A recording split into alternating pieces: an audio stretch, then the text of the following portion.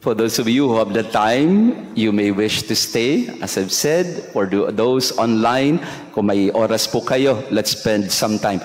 Promise po, maiksi lang po ito. Parang may pinangako yata akong natupad, no? Na maiksi lang.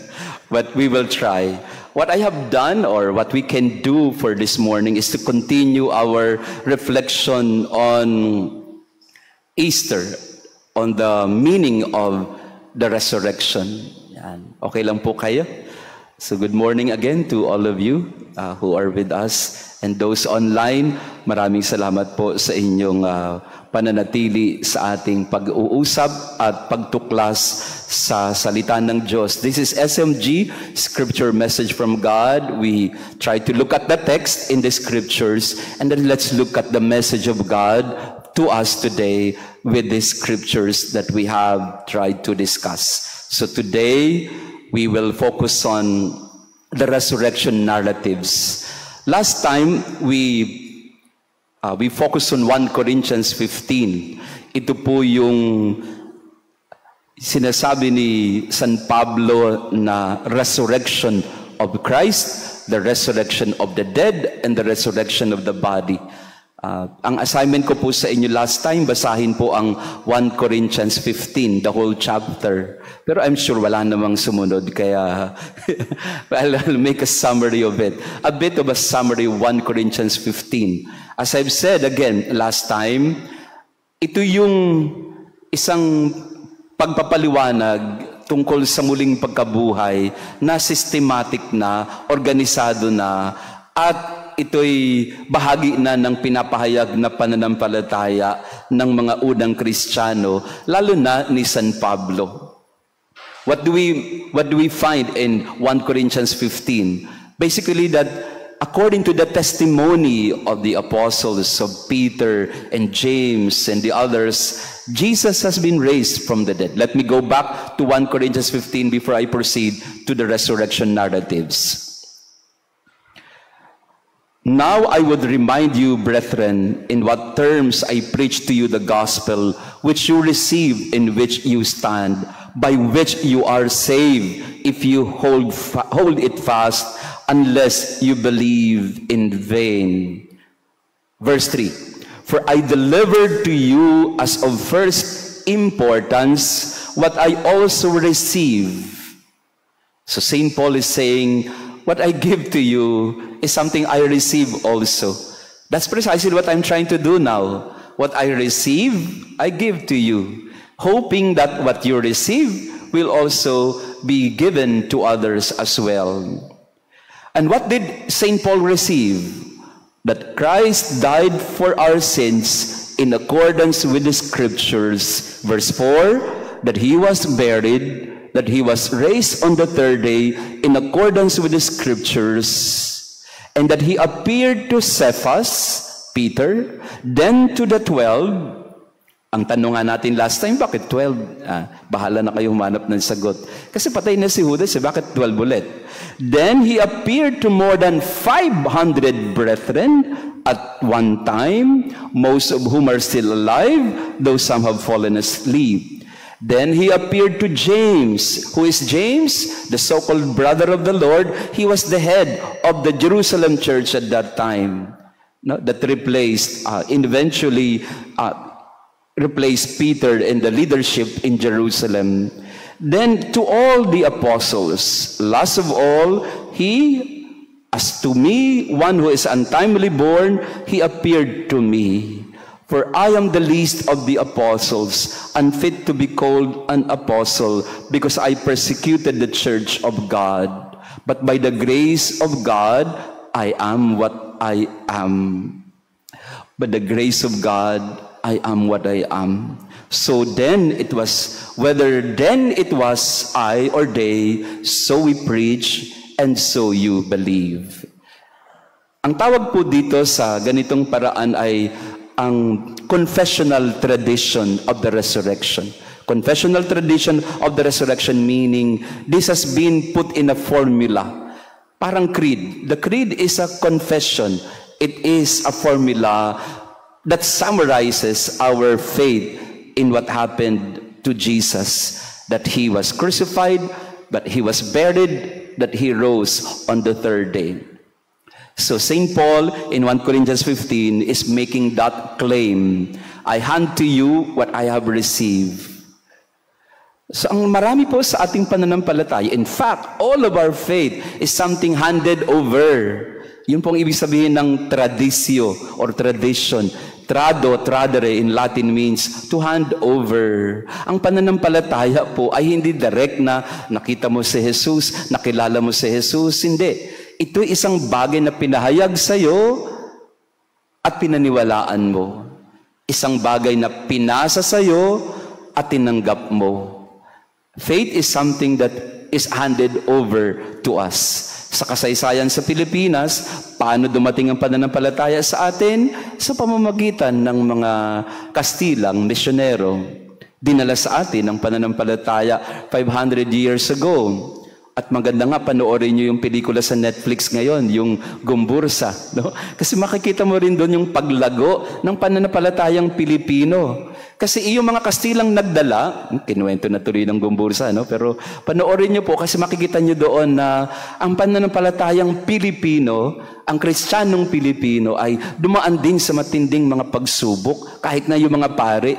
Sino ba yung medyo kaaway na mga pari doon sa Gumbursa movie? Mga praile, mga paring Kastila na ayaw payagan ng mga paring Pilipino na maging kura paroko. Yeah, that is one of the main contentions in the movie. Na yung pananampalatayang Katoliko, dala ng mga Kastila, pero ayaw nilang ipasa sa mga paring Pilipino.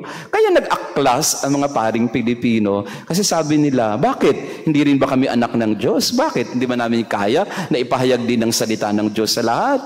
Why are we not worthy of the dignity of being called children of God? Anyway, yun ang pinag-awayan nila sa pelikula. Panoorin nyo na lang. But today, we believe because that has been handed over to us. Malinaw po yun. That's the confessional tradition. 1 Corinthians 15, Romans chapter 10. Romans 10, meron ding confession ulit sa St. Paul in his letter to the Romans, unless you if you confess with your lips that Jesus Christ is Lord. No? So you have to confess with your lips that Jesus Christ is Lord. But there's another tradition in the resurrection account, and we call that the narrative tradition. Meaning, yung kwento. Yung si San Pablo, confessional tradition. Sabihin yung pagpapahayag. Kagaya ng ginagawa ko, pinapahayag ko. The other tradition, which is really the more basic one, is the narrative tradition. Narrative tradition, ibig sabihin, pinasa ang kwento ng mga nakakita. Kwento, hindi yung formula, yung kwento. And you can find that in the 4 Gospels. Matthew 28, Mark 16, Luke 24, John 20, and 21. So, pwede po ba kung may panahon po kayo, you may wish to side by side, put them side by side. Ito po yung meron akong nakita sa internet na pwede nyong gawin din. No? Ang ginawa po ng author ay pinagtabi-tabi niya yung lahat ng mga resurrection accounts para makita yung consistency, para makita yung pagkakaiba-iba. At you will be shocked that the 4 Gospels have a lot of differences, divergences when it comes to their account or narration of the resurrection. Kaya ang unang tanong pagka pinagtabi-tabi mo ang Matthew 28, Mark 16, Luke 24, John 20, pag tininan mo yung mga detalye niyan, verse by verse, makikita mo, iba-iba sila ng kwento. Kaya ang unang tanong siguro pag nag-aaral ka ng salita ng Diyos and you look at the resurrection narratives, iba-iba naman pala sila ng kwento. Ba't mo paniniwalaan natin yan? Ayan, no? Bahala kayo pagka nawalan kayo ng pananampalataya. Pero, first thing, kaya nga hindi mo pwedeng tingnan ng literal ang Biblia. Kasi pag naging literal ka dyan, tinali mo ang sarili mo sa isang bagay na hindi naman yun. Yan. Kasi nga, yung mga nagpapahayag, nagpapaliwanag na, ito yung sinabi sa Biblia, yun na yun. Hindi. Even the Bible conflicts with itself.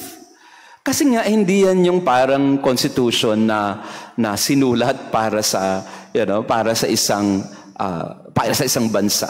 It's about stories and their memory of the story of Jesus. For the longest time, for so many years, at least for 30, 40 years, hindi naman naisulat yung resurrection. Lahat ito'y kwento na pinapasa-pasa. They call that oral tradition, oral handing over of the faith. Kinukwento. Kaya nga nagpakita si Jesus sa babae unang-una kay Mary Magdalene and to the other women. Bakit? Kasi mas magaling magkwento yung babae Mas detalyado yung mga babae magkwento. I don't know lang. Kasi ang lalaki, pag tinanong mo siya, saan ka galing? Doon lang. Tapos na. Pag babae, tinanong mo, saan ka galing? Nagpunta ako ng Quiapo, nagmisa muna ako doon. Tapos nagpunta ako ng Raon, may binili ako doon na payong. Tapos nagpunta ako ng Binondo, bumili akong hopya. Tapos nagpunta na rin ako ng detalyado. Si lalaki, pag tinanong mo, saan ka galing? Doon lang. Yan. So tingin ko po, kaya si Jesus unang nagpakita sa mga babae kay Maria Magdalena at sa kababaihan kasi mas magaling magkwento yung babae. Yeah. Yun nga lang ang problema sa mga babae, nabanggit ko ito last time, ang problema sa testimony ng kababaihan in the time of Jesus, first century Palestine, at least in the first 100 years of Christianity, the women had no credibility at all. This is not in the 21st century, iba na kasi ang standard natin ngayon. Siyempre, gender equality na tayo ngayon, women and men, magkakapantay na tayo, kaya nga, kaya hindi na pwedeng, yan. Pero nung panahon ni Jesus, the narrative of women is never accepted in court.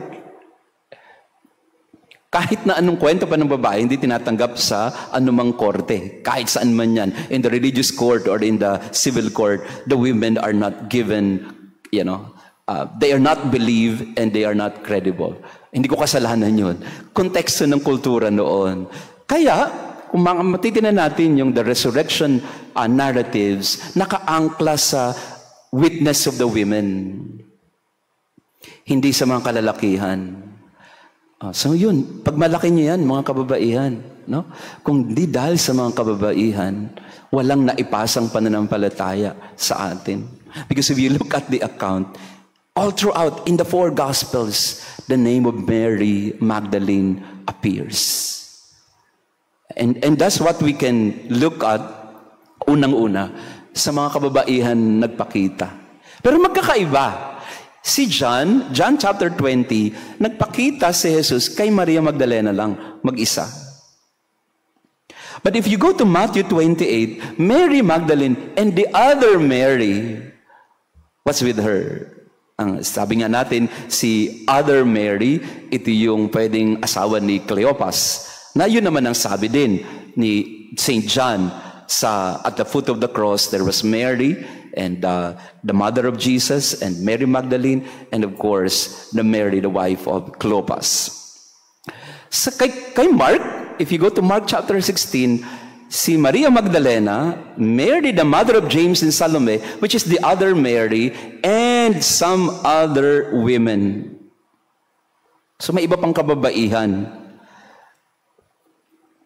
Kay Luke naman, Mary Magdalene and many other women.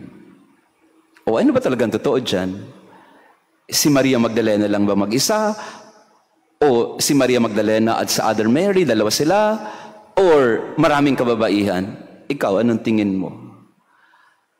Hindi naman sila magka-conflict.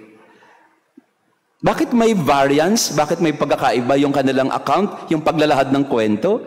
Kasi may tinutumbok si Juan na iba sa tinutumbok ni Lucas, Mateo at Marcos. Naintindihan po ninyo? The gospel writers had their own version, not because it was not the truth, but because they had a story to tell based on the knowledge that they have of what happened.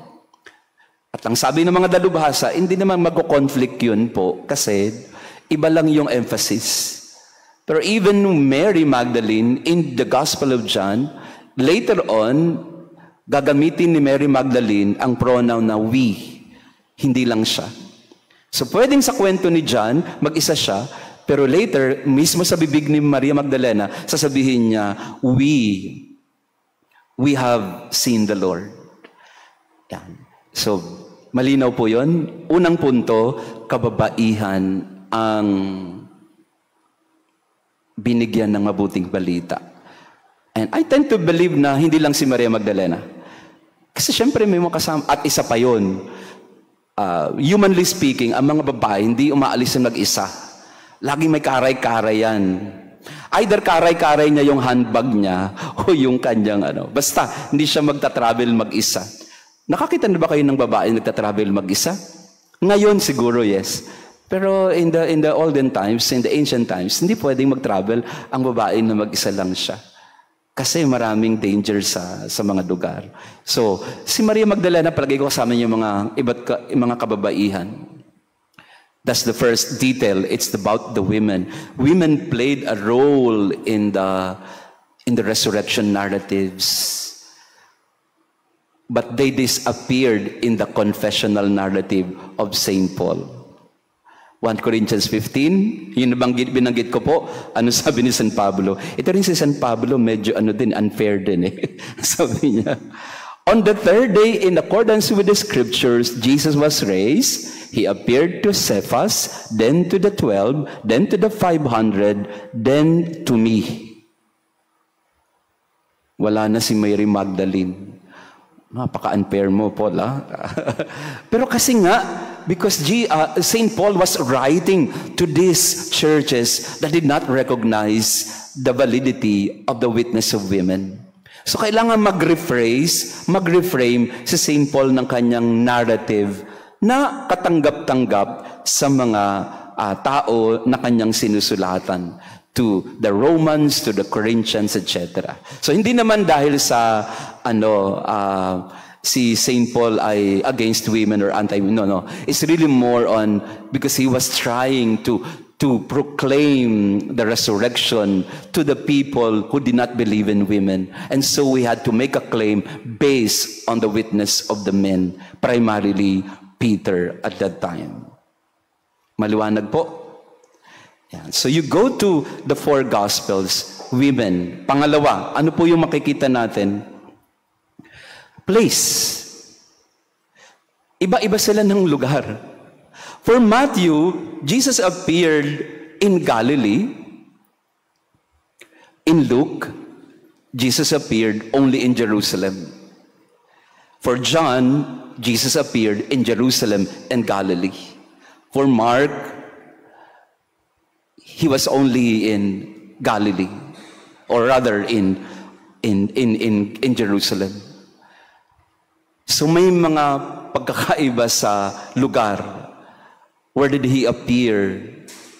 Bakit mahalaga yon? Kasi yung kanilang pagkukwento ay depende sa kung ano yung lugar na pinuntahan. For example, in Matthew, Jesus appeared in Galilee to them. Well, he first appeared to the women, but he also appeared in Galilee to the disciples in Matthew 28. In the Gospel of Mark, merong short ending at merong long ending. Again, only in Jerusalem.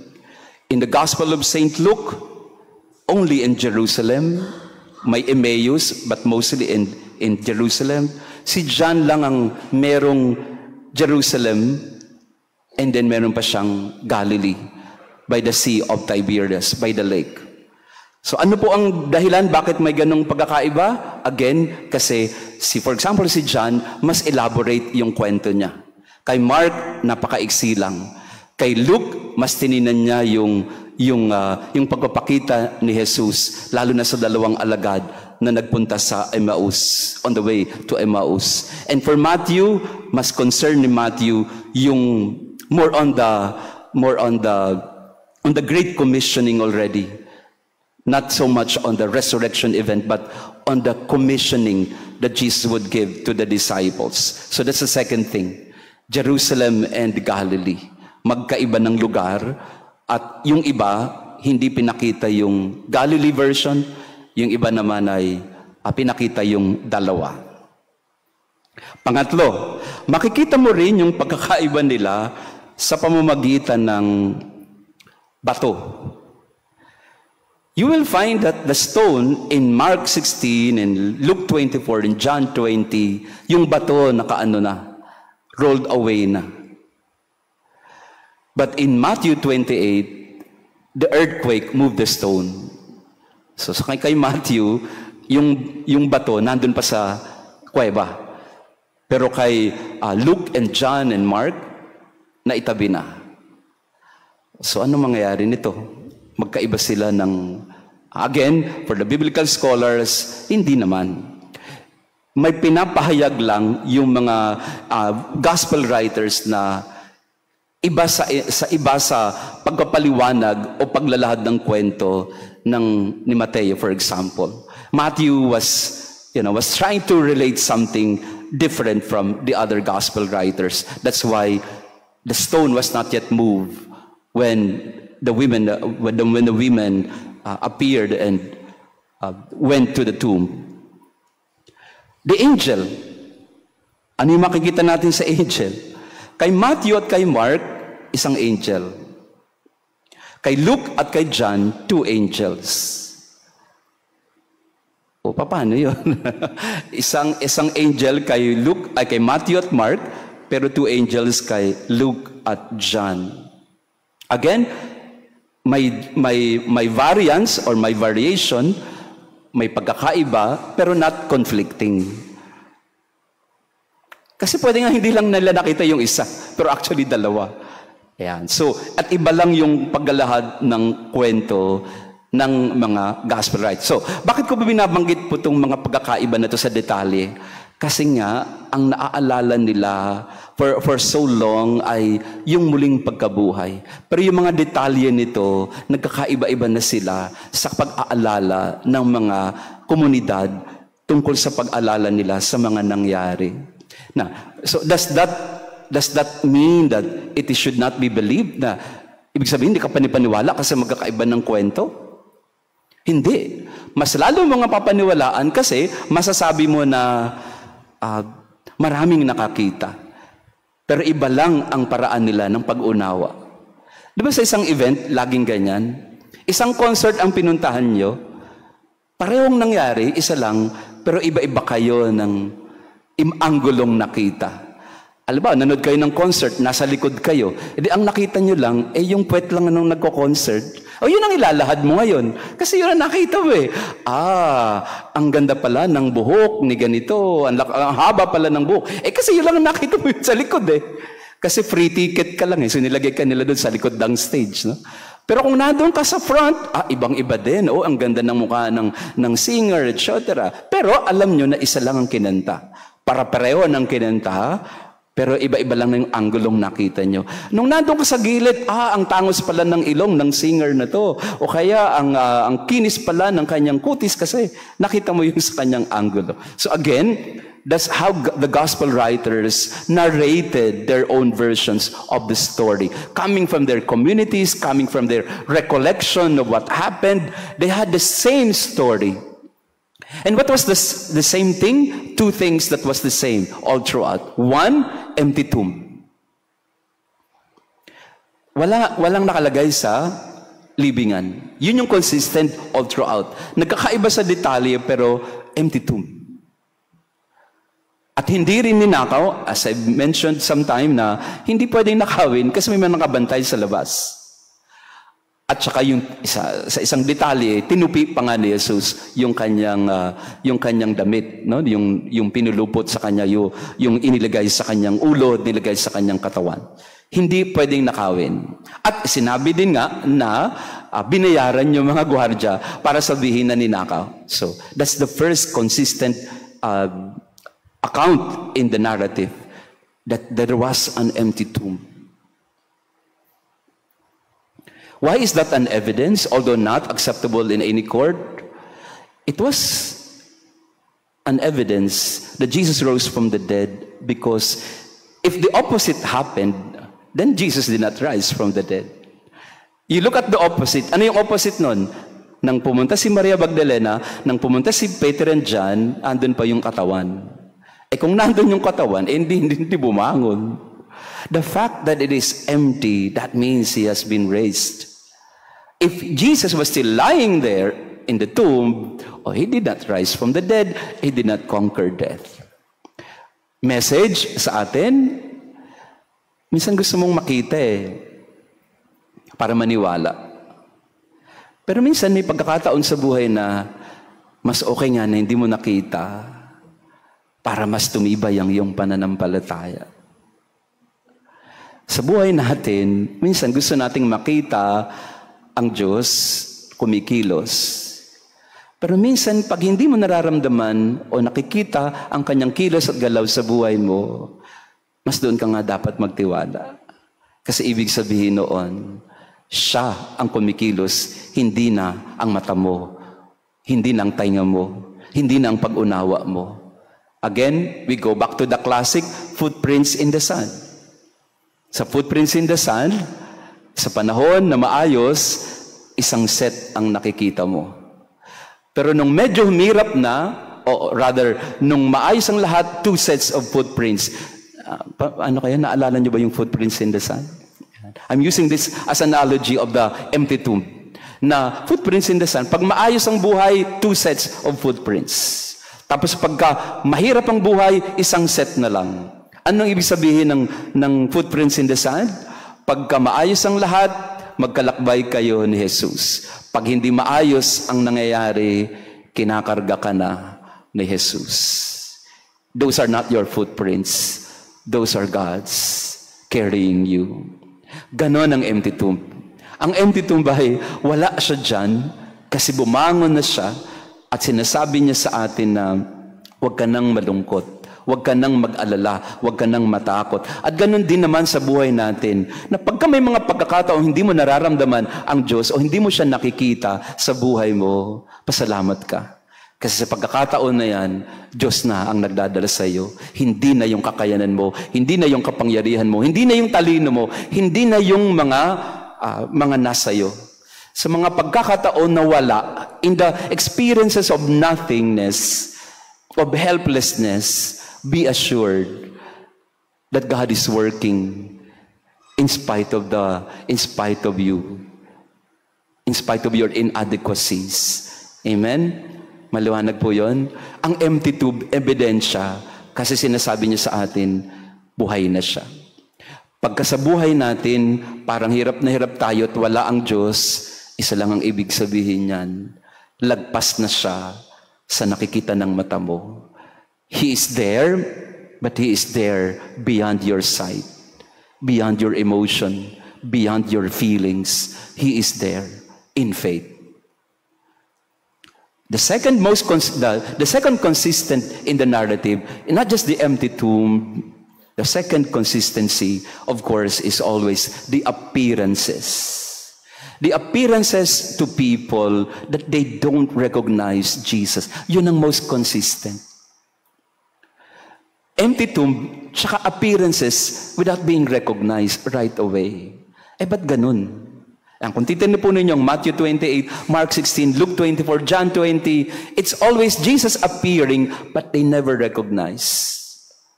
Again, anong explanation noon? Kasi nga iba na yung resurrected life. This is a totally different dimension of Jesus altogether. This is not resuscitation. Hindi ito yung revive ng, ano pang tawag doon sa ganyan? Revive ba yun? So, hindi na ito na-revive sa ER. Hindi na-revive si Jesus, hindi resuscitation na, patay, tapos binuhay. Hindi. Hindi rin to reincarnation. Kasi ang reincarnation ay namatay, tapos appearing in a different form. Diba? Ang reincarnation is, si Jesus, nabuhay, tapos namatay, tapos nag-reincarnate siya, yan, na siya, ibon na siya, o kaya, na siya. Hindi. Jesus resurrected, meaning He is the same Jesus, but a different Jesus. He has the same body, but a different body. He has the same face, but a different face. I don't know how to explain it because hindi naman ako yung nagpakita. Pero doon natin mapapatunayan na there is a dimension beyond all of this that we see in the world. And that is what the resurrection introduces to us. Again, in the words of Pope Benedict, an evolution happened. A mutation happened. And what mutation is that?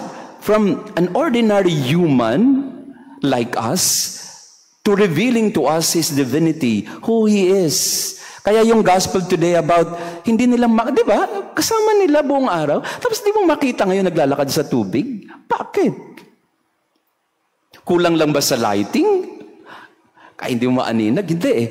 Kasi pinapakita ni Jesus na there is something more than what your eyes can understand or see and observe. Nagigets po ba yan? Naintindihan po ba yan? The resurrected life, the resurrection of Jesus is a dimension, a reality beyond any one of us. But it's a reality that is so exciting because Jesus also wishes us to go to that. Kaya we believe in the resurrection of the body. We believe in the resurrection of the dead. We believe in the resurrection into new life.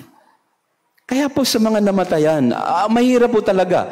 Ako po, I have been telling you, I'm still grieving with the loss of my parents, pero we just have to believe that that loss is actually a gain for them in heaven, a gain for them in the eternal life, that Jesus in the first place has modeled to us while He was still here on earth. Bago sa bumalik sa tatay niya, before He ascended back to the Father, He modeled to us the resurrected life where we shall also be in the end. Imagine that in the resurrection of the dead, we will all have a body, but a different body. We have a different life because it is a life of God, a life in the eternal. That's where we hold on to. That's what we cling to as our faith, as the center of our faith. We don't believe that life is reducible to life here on earth. We don't believe in a reductionist understanding of who we are. We believe that there is life beyond life, that there is life beyond death, that there is eternal life for all of us, as Jesus has shown us in His resurrection. At bakit hindi siya nakilala? Kasi iba na yung buhay na to. Ikaw pa rin yan, pero iba na yon. Yan. Yun lang po ang gustong ipahayag ni Jesus na iba na rin ito. And finally, yan, ito yung final point, iba na ang resurrected life kasi if you will notice in the resurrection accounts, again, Matthew 28, Mark 16, Luke 24, John 20 and 21. When Jesus was still living in this world, for 3 years, He was with His disciples every day. Magkakasama sila. Nakikita nila si Jesus araw-araw. And siguro in the first 30 years, nakikita ni Mama Mary and Joseph si Jesus na lumalaki sa Nazareth. So He was always in one particular place, in one particular time, because He was still a human being like us. Not that He renounced His human identity when He rose from the dead, no. But in the resurrection accounts and narratives, hindi na nila araw-araw kasama si Jesus. In the 40 days after the resurrection and before ascension, ilang beses lang ba nagpakita si Jesus? 6. In the first Sunday of Easter, nung siya'y muling nabuhay, kanino siya nagpakita? Una, umaga kay Maria Magdalena. Nagpakita rin siya sa mga kababaihan. Nagpakita rin siya kay Peter. Nagpakita rin siya sa mga disciples na magkakasama. Nagpakita rin siya sa 2 alagad na naglalakad papuntang Emmaus. So in the Easter morning, nagpakita si Jesus 6 times in that day that He rose from the dead. Kailan na lang ulit siya nagpakita, at least from the accounts of the Gospels? Kailan na lang siya ulit nagpakita? After a week. Bakit siya nagpakita ulit? Dahil kasalanan ng isang mama. Nagpakita na siya nung Easter, di ba? Sa kanyang mga alagad wala doon si Tomas. Si Jesus talaga, napakamot na ito na nga, ikaw na nga may kasalanan. Dahil absent ka nung nagpakita ako, tapos ngayon uulitin ko na naman. Pero nagpakita pa rin siya a week later. Now, including Thomas. And then when did He appear again to them? When they were in Galilee, nung nandun na sila sa Galilee. At kailan siya ulit nagpakita? Nung siya'y aakyat na sa Ama. In other words, ang sinasabi sa atin ng mga resurrection accounts, hindi siya nagpapakita araw-araw. So ang tanong nga doon, and I would like to end with this question ay, so where was He if He was not with the disciples? Kasi nung buhay pa siya, kasama siya araw-araw. Limited in time and space. Together with them for 3 years and together with Mary for 30 years. So ngayon, after the resurrection, nagpapakita siya once in a while but not every day. O, palaisipan yun, bahala na kayo sumagot. No? At siguro magandang tanungin din ang ating mga sarili, ba't kaya? Ba't kaya hindi siya nagpakita araw-araw? Bakit pili lang ang kanyang pinakitaan? At wala ngang account na nagpakita siya kay Mama Mary, at least biblically. But we assume, kasi nga kasama naman si Maria, but why was she not given that prominent role in the encuentro? In salubong, she is prominent. That's not really biblical in the sense that we don't really have an account where Jesus went to his mother. We assume that he did because that's just natural. Wag tayo mawala ng pananampalataya dahil wala sa Biblia. Kasi ang sinasabi nga, ito, the strongest evidence that Jesus rose from the dead indeed is He did not appear consistently and continually. Meaning that He lives in another dimension. He is no longer limited by time and space. He is in the eternal. And the eternal from time to time appears in time. And that's the most beautiful thing. Because in Jesus who rose from the dead, the life eternal, the life beyond eternity, immortality is given to us. In the incarnation of Jesus, God became man. In the resurrection of Jesus, man becomes God. Ang tao ay idinadala ng Diyos sa Kanya.